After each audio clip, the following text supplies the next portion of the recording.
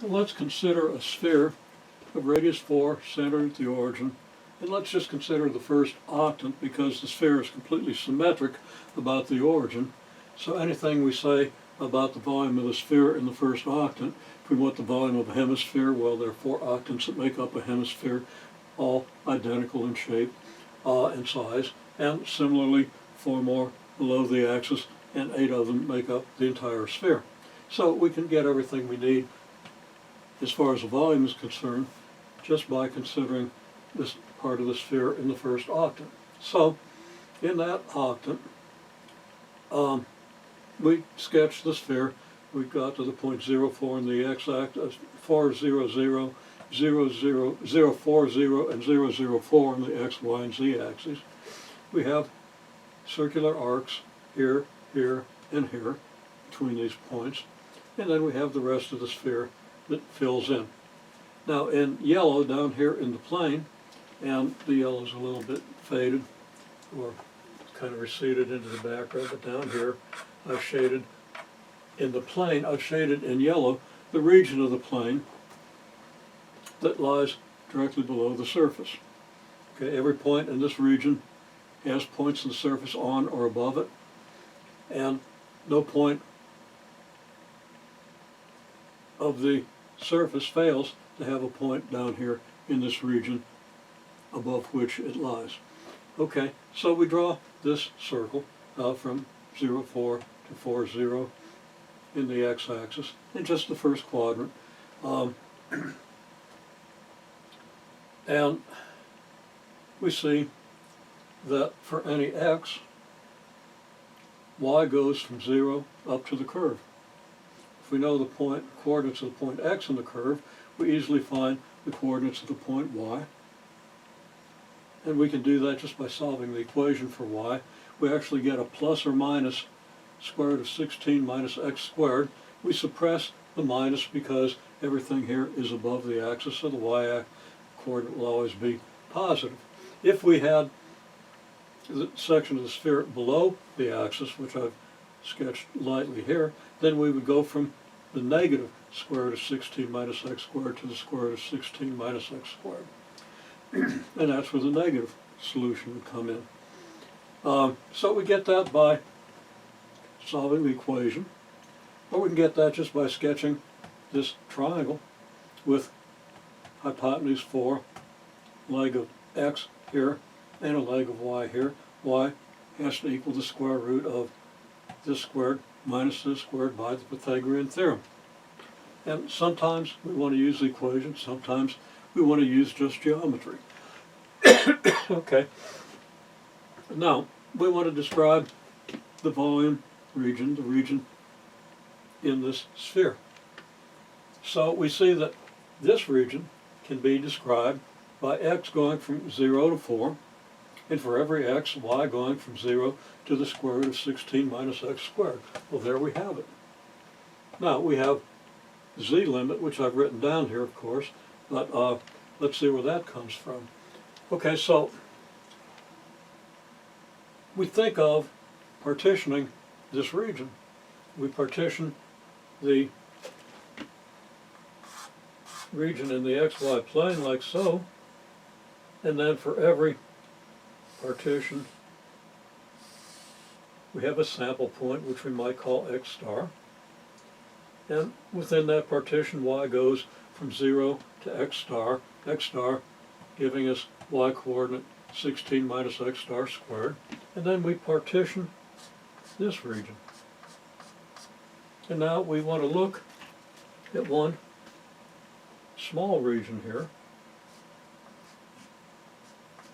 say this region, down in the xy plane. Well, that might correspond to this small rectangle here, this purple rectangle down here. Okay?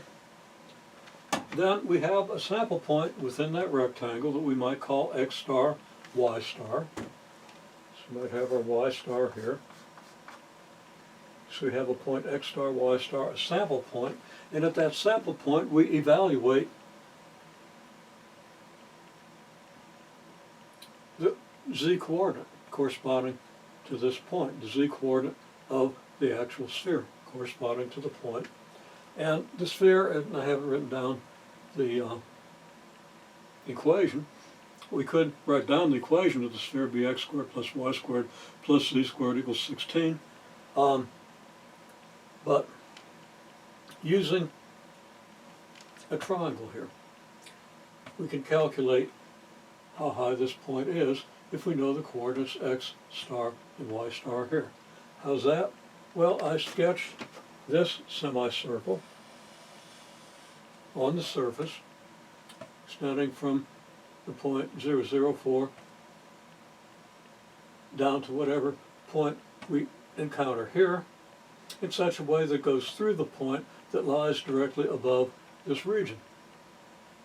So the point that lies directly above x star, y star down here in the xy plane is right here.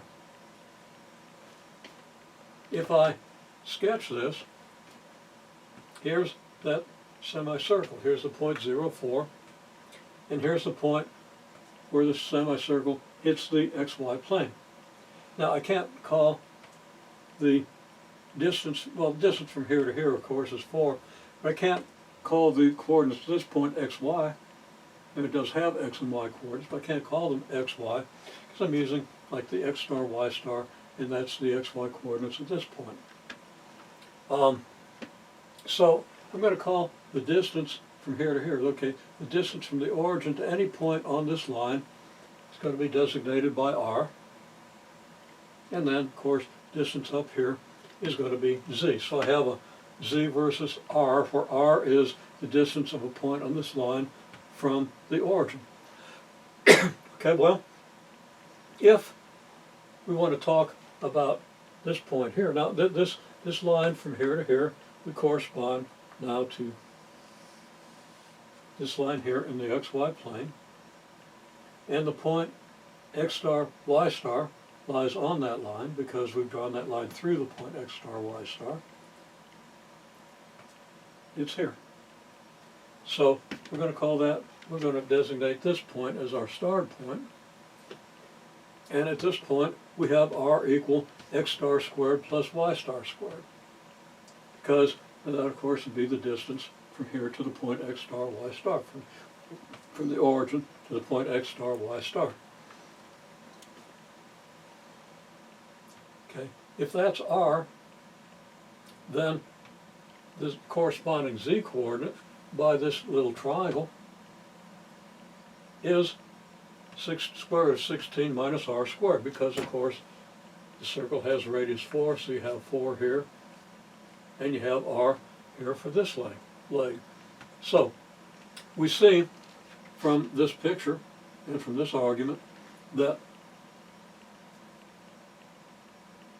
this region, okay, above this region, of course we're looking down in the plane, above this region, which corresponds to this distance, we have a distance of square root of 16 minus r squared.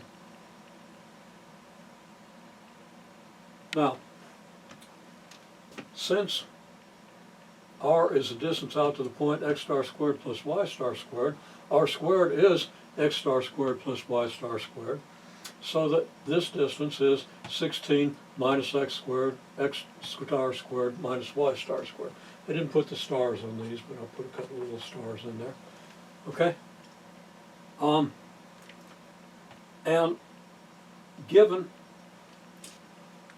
that we're at this point in the partition, z goes from here to here. In other words, z goes from 0 to the z coordinate at this point, which is this, giving us this inequality. Z goes from 0 to the square root of 16 minus x squared minus y squared. Now this constitutes a complete description of our region.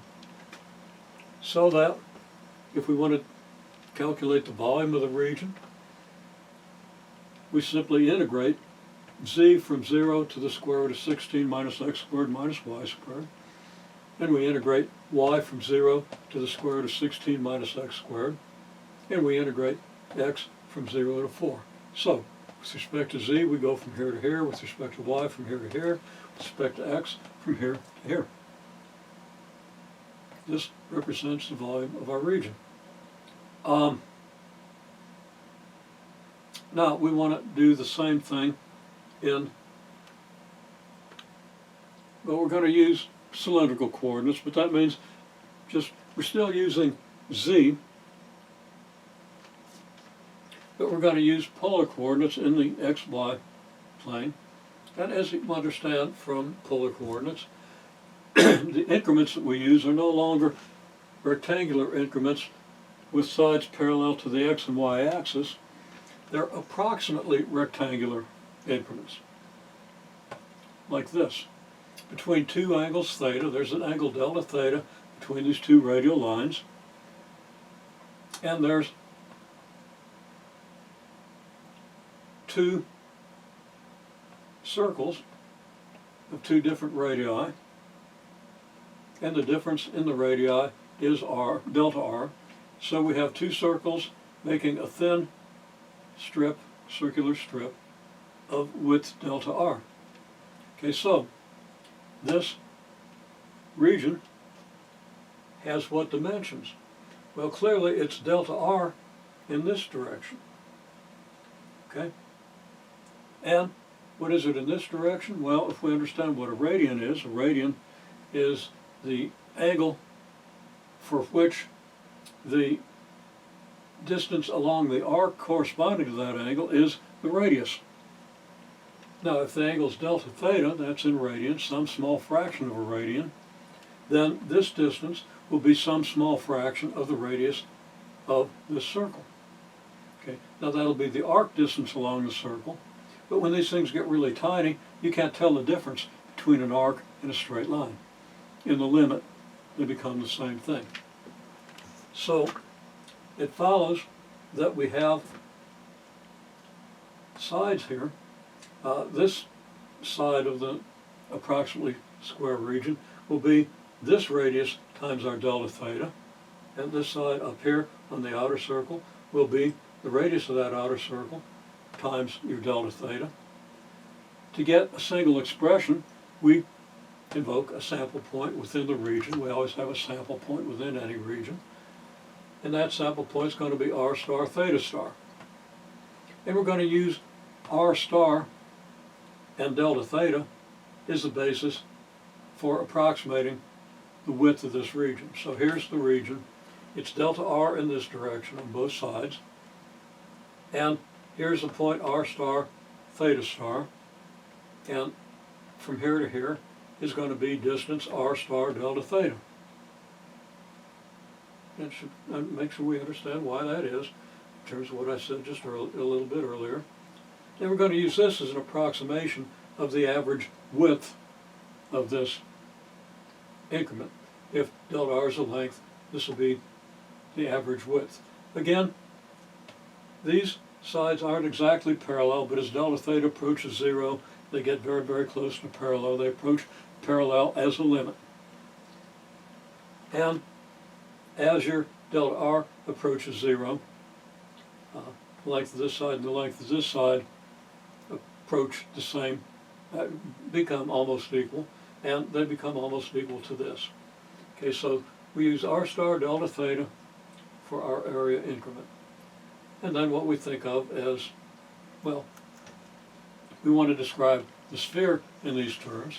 So this region lies within this quarter circle of radius r about the origin at the point r star theta star, and has area r star delta theta. And I make a comment here, the areas are nearly straight line segments. The arcs are nearly straight line segments, so the region is nearly rectangular with area width r star delta theta times length delta r.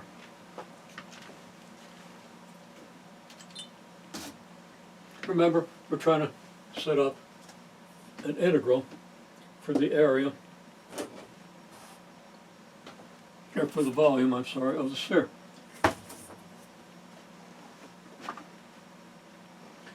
Well, here's a picture of the same sphere. I haven't shaded, haven't done any shading on the sphere, but down here in the plane, we've got a bunch of radial lines and a bunch of circular arcs that break this region in the plane into small, approximately rectangular regions. Then here we have one of those regions. Again, with sample point r star, theta star. So I guess I could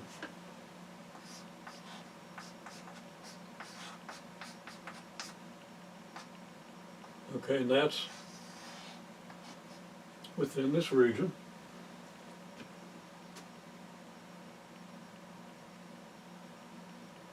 And now we think of the volume segment that lies between this region in the xy plane and the sphere. And it looks something like this. It's a kind of a semi-rectangular solid, except of course it's not flat on top. So it's kind of like a truncated rectangular parallelepiped. Now we want the volume increment. If we partition our z values from here to here. So we partition our z values. Thought I had a picture of that, but I don't. And right here is a typical region. The typical region is going to have sample point r star, theta star, z star. Sample point somewhere in the region. The region is going to have dimensions delta r by r star delta theta, as we saw previously, and some delta z here. Typical region.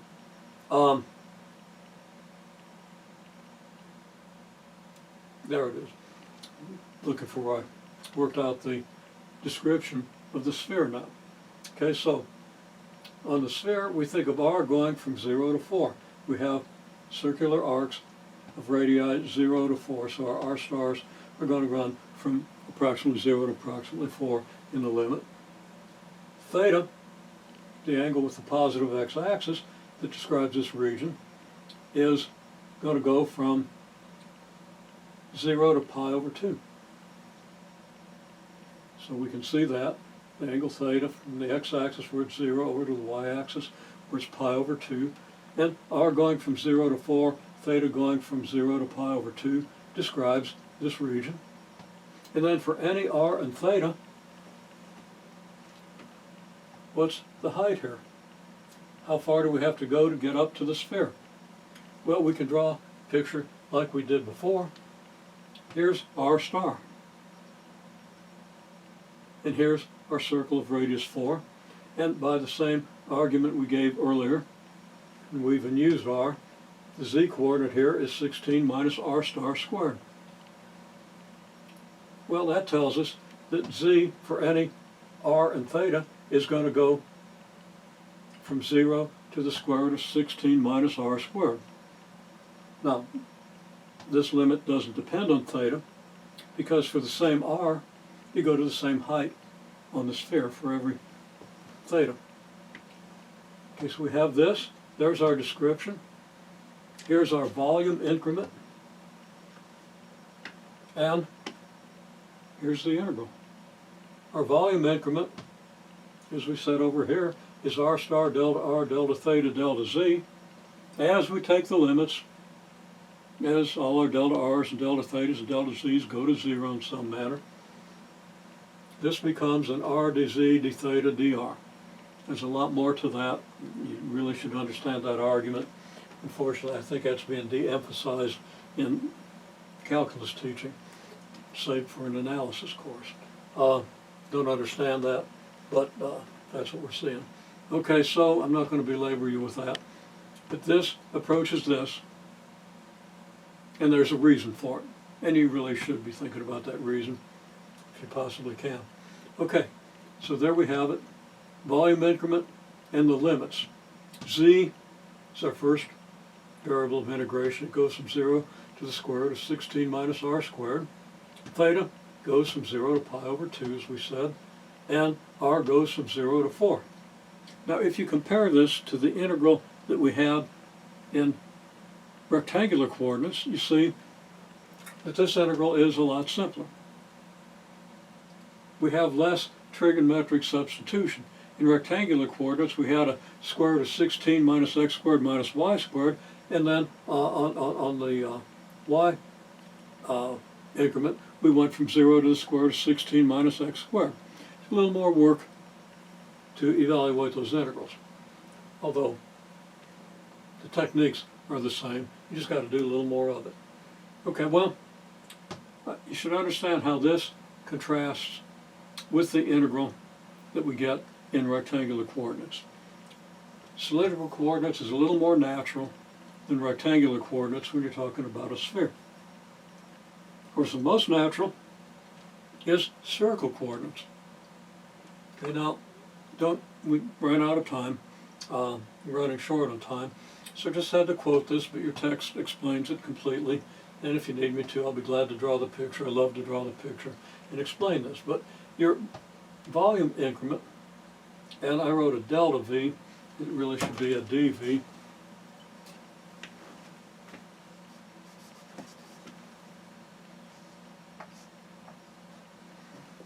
If I had deltas on these instead of d's, it would be a delta V. But your dV is rho squared sine phi dr d theta d phi. And if you possibly can, you want to be able to visualize that and understand why it's so. So if you happen to forget the formula for this thing, you can think it through and write down the correct thing and check yourself. Okay. Now, over here I started calling this thing in the first octant the eighth of a sphere. So we don't think that we're talking about the volume of an entire sphere. We're just doing an eighth of a sphere when we do this. Okay, so our eighth of a sphere then will be bounded as follows. Well, rho is your distance from the origin. Okay, the points here have rho, distance from the origin, going from 0 to 4. On the surface of the sphere, every point is a distance 4 from the origin. Theta again goes from 0 to pi over 2, just as it did before.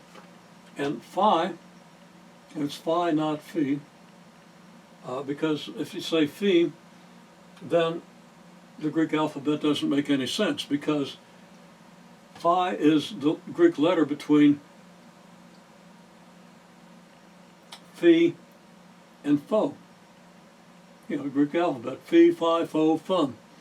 So you can't say phi, phi, pho, fum. That wouldn't make any sense. It wouldn't even sound right. Phi, phi, pho, fum. This is phi. Okay. Also, my fraternity was Phi Kappa Psi, not Phi Kappa Psi.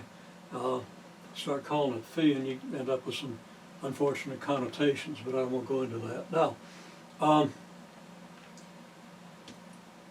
So our integral for the volume, we're just integrating the contributions to the volume. We're integrating the volume increment,